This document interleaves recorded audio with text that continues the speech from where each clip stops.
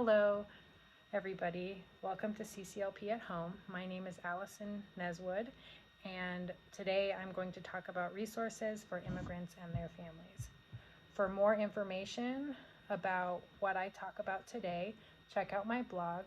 Go to cclponline.org and search COVID-19 resources for immigrant families. I'm going to address 3 points in this video today. Point 1. Many immigrant families can qualify for government services. This includes Medicaid, which pays for healthcare services, the Supplemental Nutrition Assistance Program, or SNAP, which helps families afford food, and unemployment insurance. Many immigrants and their families can qualify for these critical programs. For immigrants that don't qualify, community clinics, emergency Medicaid, hospital financial assistance programs, WIC, which is a nutrition assistance program for women, infants, and children, and also some local emergency rent and utilities assistance programs may be able to help. I'll also note that Colorado is making a concerted effort to ensure that no one is deterred or prevented from getting tested for COVID-19. When available, testing at state laboratories is free of charge, and staff at those facilities do not ask about immigration status. People do have to show ID and get an order from a doctor in order to get tested, but testing facilities must accept any form of identification. If you feel you need a test, call your doctor's office or a clinic in your area. Point 2. Since it's hard to know who qualifies for different government programs and who doesn't, we encourage anyone who needs services to apply. The rules about who qualifies for various programs can be complex because it depends on multiple factors depending on the program you're applying for. Given the complexities, it is really hard for individuals to know whether or not they will qualify until they submit an application and get a determination. Given this complexity, we recommend that people apply. People can apply for Medicaid, SNAP, WIC, unemployment insurance, and other public benefit programs online. To apply for emergency Medicaid and hospital financial assistance programs, ask for information when you are in the hospital to receive services.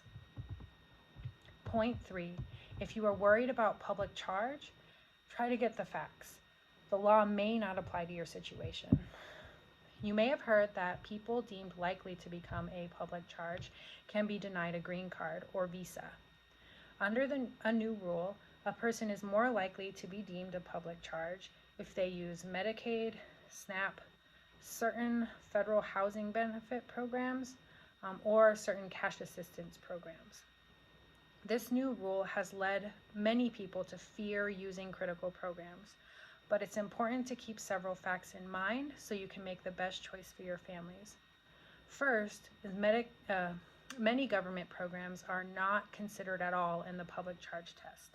Only Medicaid, with some exceptions that I'll talk about, SNAP, certain federal housing programs, and cash assistance programs that keep people at a certain level of income are considered under the test.